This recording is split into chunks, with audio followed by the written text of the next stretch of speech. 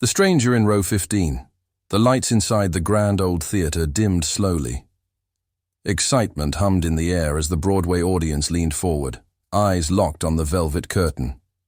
Outside, rain whispered against the windows, and inside, people whispered guesses about who was in attendance tonight. It was just another sold-out performance, until one man walked in quietly and took a seat in the 15th row. No one noticed him at first. He wore a simple black hoodie, slightly damp from the rain, and jeans that didn't belong in such an elite space. His head was down. His posture was relaxed but respectful. Ushers didn't ask him questions, and the audience didn't recognize him, yet. But the staff backstage, they froze. A stagehand with a headset leaned toward the director. "He's here," she whispered, eyes wide. "I don't know how, but he's really here." The director turned, pale. Keanu Reeves? The name passed like a quiet wave behind the curtain. Rumors had swirled for weeks that Keanu Reeves might be visiting New York, maybe attending a Broadway play, but nobody expected him to choose this night. Not this small, struggling production about a forgotten war nurse and her journey through grief. It wasn't flashy. It wasn't star-studded. It was humble, raw, deeply human, and somehow that was exactly what brought him. In row 15, Keanu sat still as the first act began. He didn't move, didn't check his phone. He watched with deep focus as the actors brought emotion to life, each line soaked in pain, love, and loss. But what no one in the audience knew, what even the cast didn't know, was that one role had been left empty tonight. The actor meant to play a minor but emotional part had fallen ill last minute. With no understudy prepared, the director considered cutting the scene entirely. But someone had spoken up. A soft voice backstage said, "What if we let the audience read the letter aloud? Or..." And then Keanu had arrived. He had overheard the panic. Quietly, without asking for attention, he offered a different idea, one that seemed impossible. "I can do it," he said simply. A stunned silence had followed. They didn't believe. He meant it. But he insisted. He had read the play. He admired the message. And he thought maybe he could help. The director hesitated, then agreed.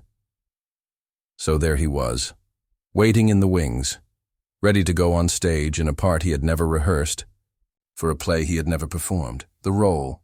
A dying soldier whose final letter to his sister would change the story's ending, and no one in the crowd had any idea. The moment arrived. The stage dimmed again. Soft music played. A spotlight lit a small bench. Then he walked on stage. Gasps spread across the theater. People leaned forward, hands to their mouths. A few whispered, stunned. "Is that? No, it can't be." Keanu Reeves stood at center stage. Not as a celebrity, not as a Hollywood star, but as a broken man in uniform, holding a crumpled letter in shaking hands. He didn't perform the scene with dramatic flair. He didn't act to impress. He read the letter slowly, like a real man would, fighting to hold back tears. Every word trembling with emotion. "Dear Emma," he began, voice low and filled with pain. "If you're reading this, it means I didn't make it. I'm sorry. I tried to keep the promise. I really did." No one moved. The silence was thick with emotion. A woman in the front row began crying softly. Someone else reached for their partner's hand. The actor playing the nurse, frozen beside him, had real tears in her eyes. They weren't part of the script. They were real. As the letter ended, Keanu paused. Then, he looked up. "Tell Mom I remember her lullabies," he whispered. "They kept me warm even here."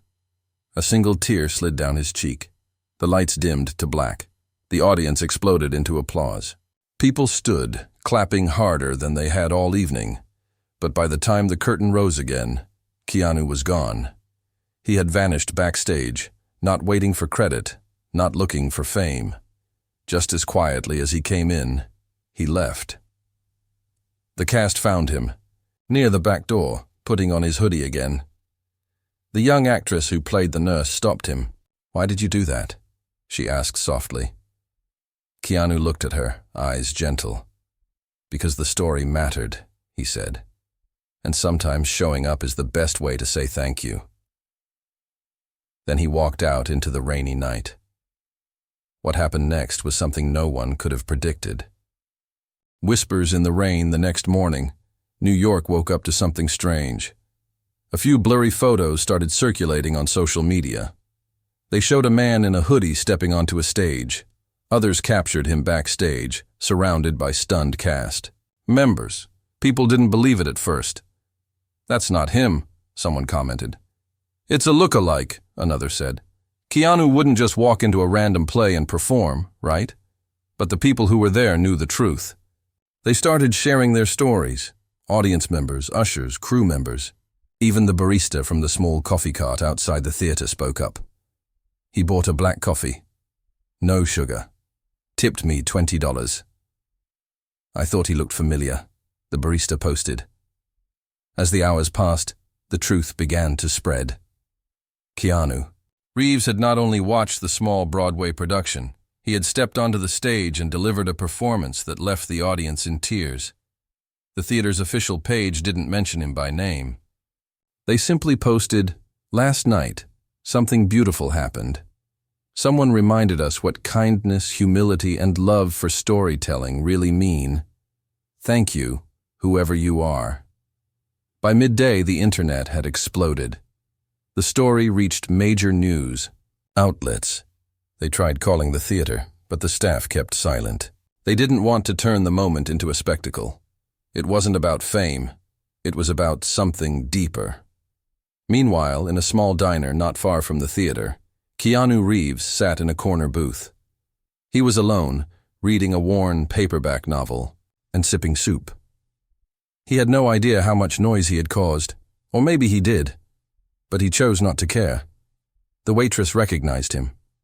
Her hands trembled as she placed his check on the table. "You were on stage last night, weren't you?" she whispered. Keanu looked up slowly. He gave a gentle nod. "You made everyone cry," she said, her voice catching. "My sister was in the audience. She's been having a really hard time." "Your performance gave her something. She hasn't smiled in months, but she cried." Then she smiled. "Thank you." Keanu paused, then folded his receipt and handed it back. He didn't say anything, just smiled softly and placed something under the napkin before walking out. When the waitress returned to clear the table, she found $200 and a note that read, "For your sister. Stories heal." Back at the theater, something unusual was happening. A line was forming, hours before the next show. People who had never heard of the play before now wanted to experience what Keanu had seen. Tickets sold out within minutes. Donations flooded in to support the struggling production. Fans brought flowers for the cast. Strangers sat next to strangers and talked about how one man reminded them why art mattered. Behind the curtain, the cast prepared for the night's show with a mix of nerves and hope. They didn't expect him to come back. They thought maybe it was a one-time miracle, but just before the second act, he returned. Keanu slipped in through the side entrance, wearing the same hoodie. The director's jaw dropped. The stage manager ran to him, breathless. "You're back? If you'll have me," he said quietly. They didn't hesitate. The actress playing the nurse reached out and hugged him without a word. And that night, the scene repeated. The letter, the bench, the silence. And then, his voice. But this time, something changed. After the curtain call, Keanu didn't disappear. He stayed backstage, talking to the cast. He asked them about their dreams, their struggles, their fears. He listened with the quiet kindness that made people open up. When one of the younger actors admitted he was planning to quit acting because no one believed in him, Keanu leaned in and said, "Someone believed in me once. When I didn't believe in myself. That's all it takes. One person. And that young actor didn't quit. Over the next few days, the story spread farther. Celebrities began tweeting about it. Playwrights sent messages of gratitude. One email from a retired soldier said, "That letter you read. It sounded like something my brother might have written before he died in Afghanistan. I didn't expect to cry, but I did. Thank you." News stations offered money for interviews, but Keanu refused them all.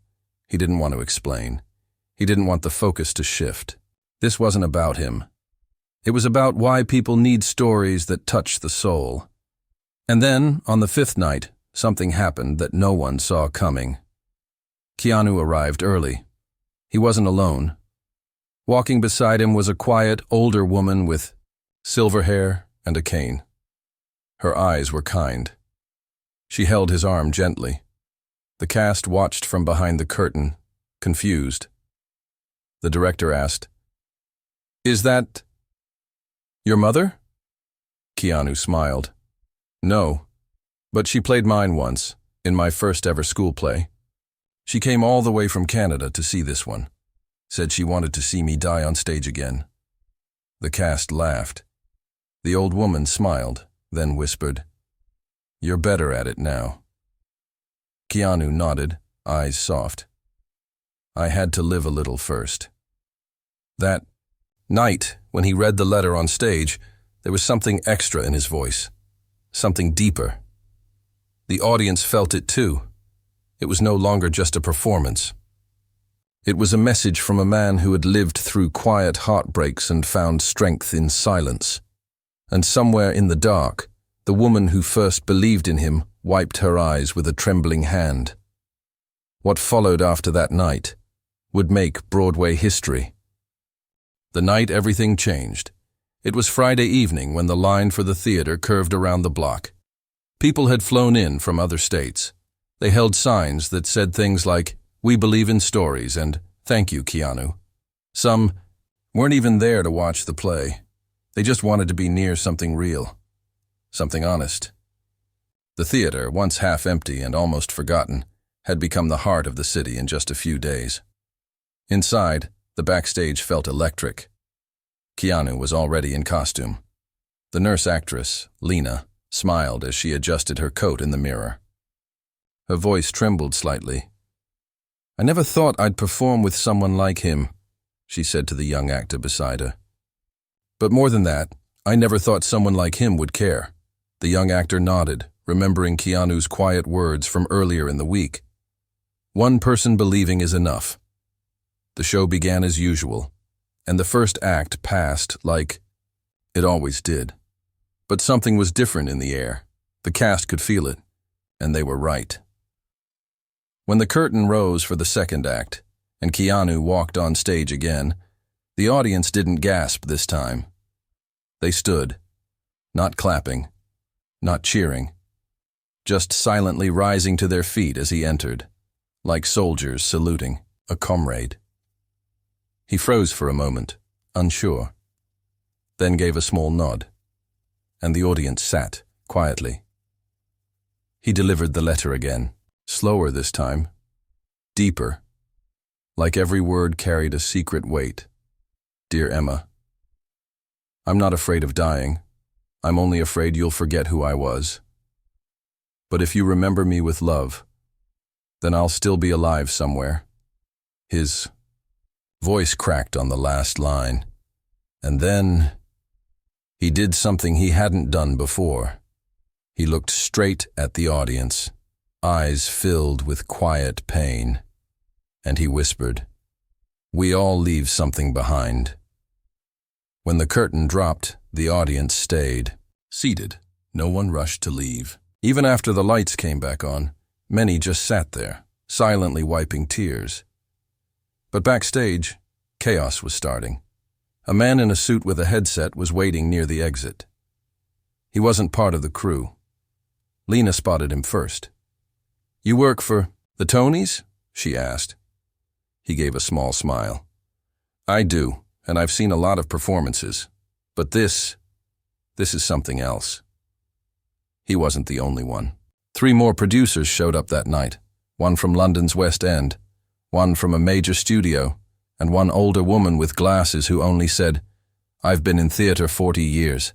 This is the first time I've cried like that." They weren't looking to offer him a contract.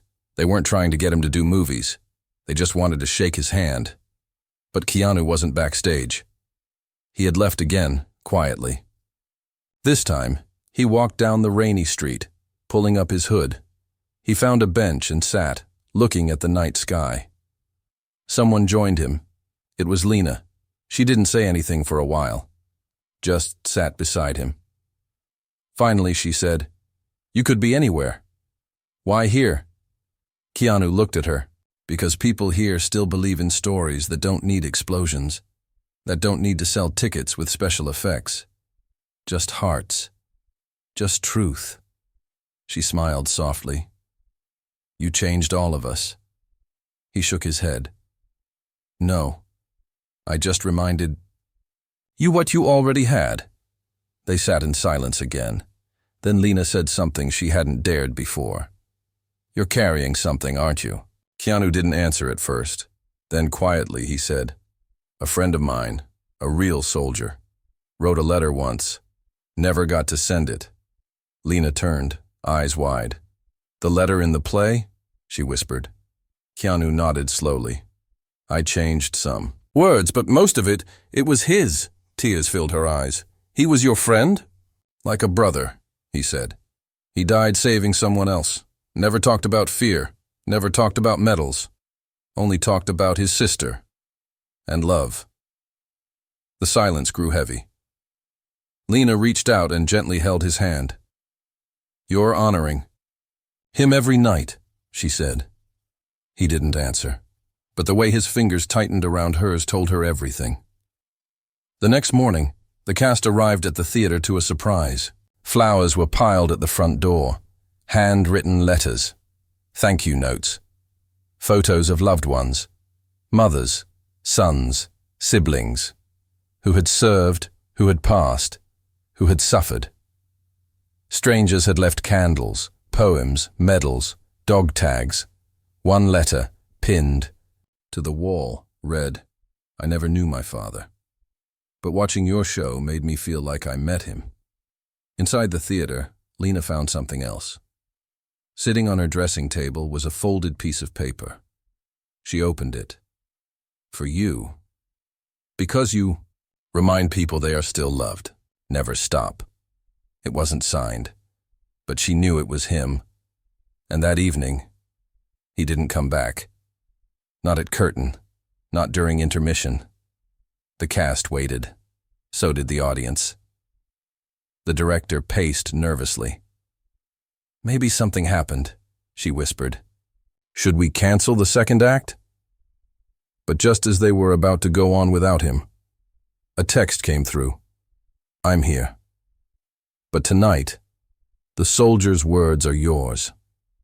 Attached was a new version of the letter, handwritten, deeper, fuller. Lena looked up. "He wants me to read it." The director's eyes filled with tears. "Then let the nurse speak." And when Lena walked on stage that night, she didn't act. She lived. The words came out trembling and raw. "I wish I could hold you one last time. But maybe love doesn't end when breath does. Maybe love just finds new ways to be heard." As the curtain dropped, the AI cast didn't take a bow. Instead, they lit a candle at the front of the stage and stood in silence. And somewhere in the crowd, in the shadows, a man in a hoodie wiped his eyes and slipped away again. The moment the world paused, the city that never sleeps was wide awake. In every bookstore, on every sidewalk, in quiet cafes and echoing subways, people were talking about the same thing. Not a political scandal, not a blockbuster film, but a small Broadway show that had somehow changed hearts across the world, and all of it traced back to one moment, one man, one letter, and one night where a stage became something sacred. Theater critics wrote glowing reviews, not just about the play, but about what it represented. A well-known columnist published an article titled, "When Keanu Gave Us More Than Just a Role." In it, she described how the play had reminded her of the brother she lost in the Navy. She wrote, "It was like watching my brother speak from the beyond. It wasn't acting. It was remembering. It was healing." By now, thousands had watched the play. People flew in from other countries. Families brought photographs of their lost loved ones and tucked them into the seats. One old veteran whispered to the usher, "I don't need to see it. Just being here is enough." Meanwhile, Lena walked differently now. Not with pride, but with purpose. Each night she took the stage, she felt his presence, even if he wasn't there. And each time she read the letter, she imagined not only the character's grief, but the grief of everyone watching. Backstage, the director quietly made a decision. She called a meeting. The cast gathered in a circle. The room was silent. "I know we're not a big show," she said softly, "but I believe this story needs to live longer than just these walls. I've had calls from film studios. One even offered money to turn it into a streaming series." The cast murmured in surprise. "But that's not what I want," she continued. "I want it to stay pure, to stay raw. I want it to be performed by real people who know what it means to lose, to love, to hope. And I want him to know that if he ever wants to join again, the door is always open." That same night, a letter arrived. No return address, no signature. Just words written in neat, quiet handwriting. "I may not be able to come back every night, but know that I see you. All of you. You're reminding people what it means to feel deeply. Never lose that. And if one day the world forgets, remind them gently."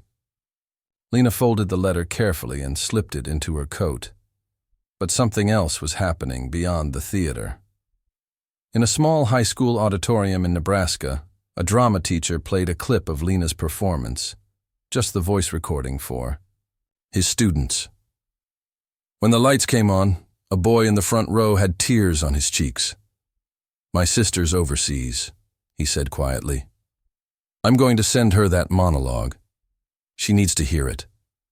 A teacher in South Korea printed the letter and used it in her English class. A therapist in Italy played it for a grief group. A mother in Peru wrote it in her journal, replacing Emma with her daughter's name. And slowly, something beautiful began to happen. People started writing their own letters.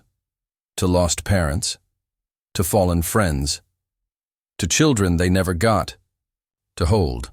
Some mailed them to the theater. Some tucked them under the seats. Some folded them into paper cranes and left them on the stage. The cast called it the Wall of Memory. Soon, the backstage hallway filled with notes, drawings, flowers, even medals and old photos. It became a living tribute to every soul someone still missed. And then, one afternoon, the unimaginable happened. The mayor's office reached out. They wanted to host a public performance in Central Park. They would set up a stage under the trees, open to all. No tickets, no fancy lights, just the story shared with the city. "He won't come," Lena whispered when she heard the news. "It's too big, too public." But the director just smiled. "Then we'll honor him without needing him there. That's what he would want." The night arrived. Over 10,000 people gathered. Candles flickered in the breeze. Some wore shirts with the letter printed on the back. Some carried signs with quotes from the play. As Lena walked toward the open-air stage, she felt her knees shake. This was no longer a simple play. It was something sacred. She stood under the stars, surrounded by silence, and began, "Dear Emma." But she didn't get far, because from the back of the crowd, a voice joined hers, deep, steady, unmistakable. "If you're reading this, it means I didn't make it." Every head turned. Walking through the candlelit crowd was a man in a black coat. No hoodie this time. No attempt to hide. Keanu Reeves. His face was calm, but his eyes were full. He walked up to the stage. Lena stepped aside, stunned. The director, weeping openly, handed him the folded paper, and Keanu read it one last time. But this time, he wasn't acting. Tell Mom I remember her lullabies. Tell Dad I never forgot the way he fixed my bike. Tell Emma that she was always my reason. And then he stopped. The crowd held its breath. Keanu looked up and spoke the last words, not from the letter, but from his heart. We all leave something behind. Sometimes it's pain. Sometimes it's silence. But the most beautiful thing we can leave is love. And then, without bowing, without speaking again, he stepped back into the crowd. No camera followed him. No one tried to stop him. The city let him go the same way he arrived, quietly.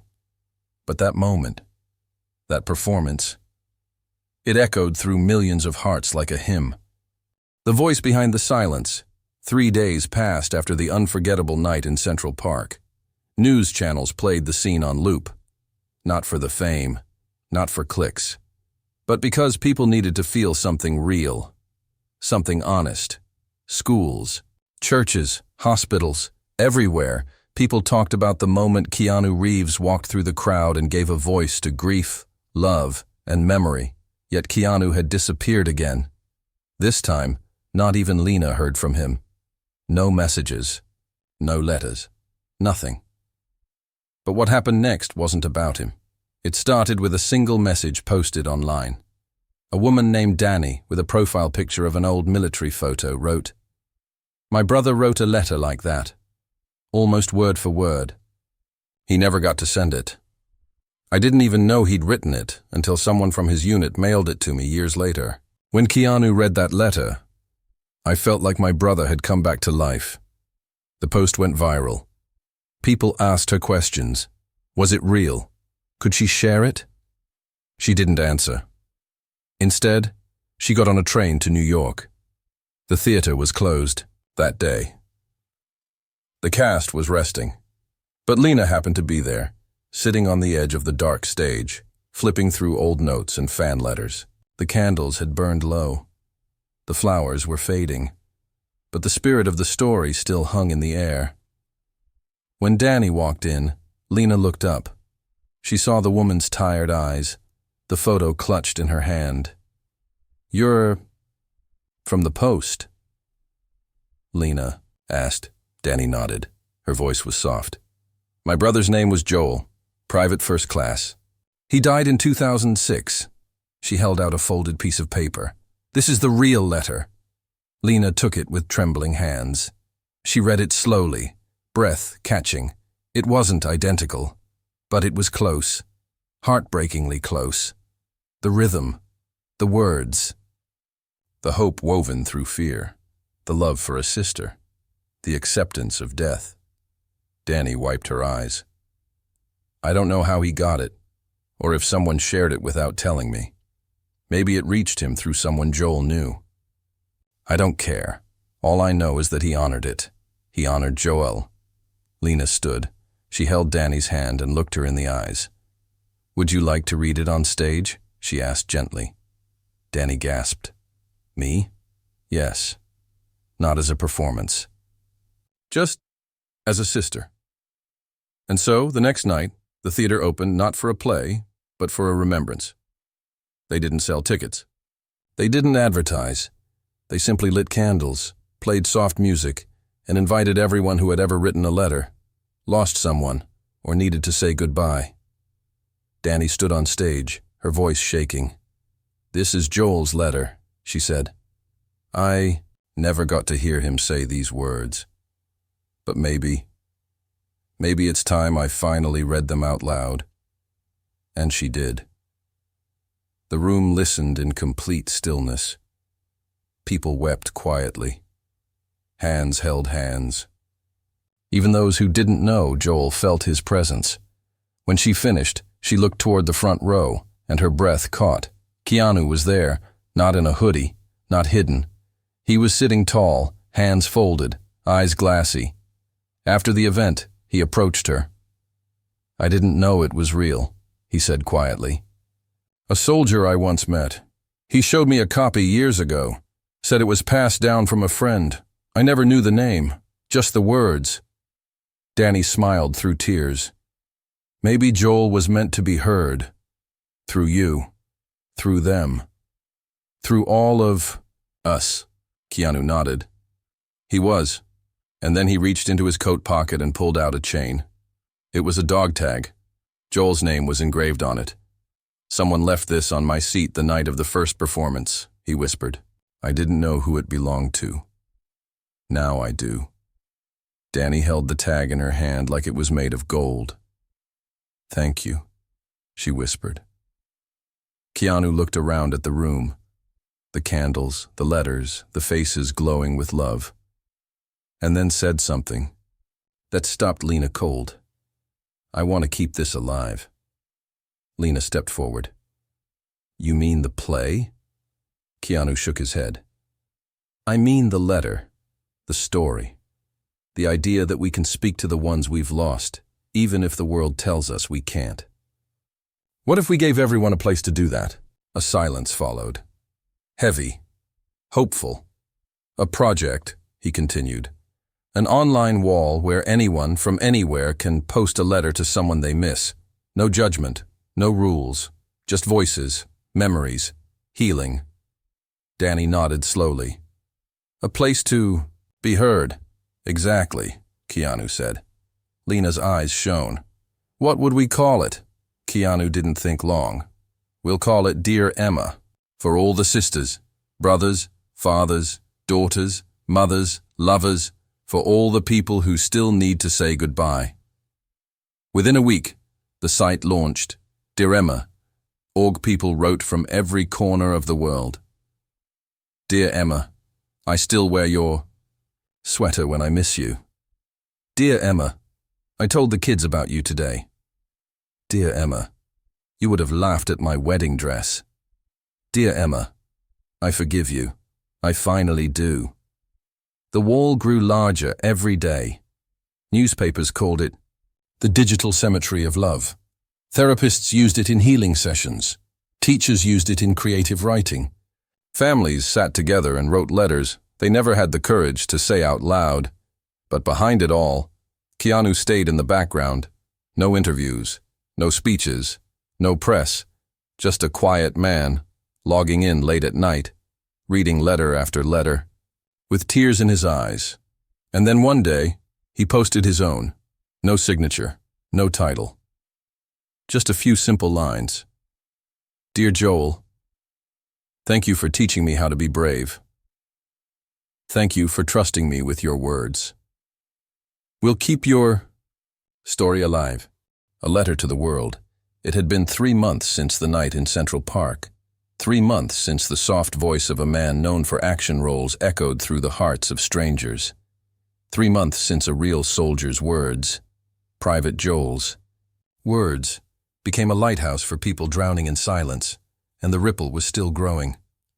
The Dear Emma project had become something no one predicted.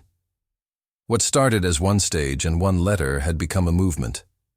Museums reached out. They wanted to create an exhibit made entirely of printed letters from around the world. Universities asked if they could include the project in psychology and literature classes. Grief counselors printed letters and read them in therapy circles. And the play. It was no longer just a play. It was now a traveling story.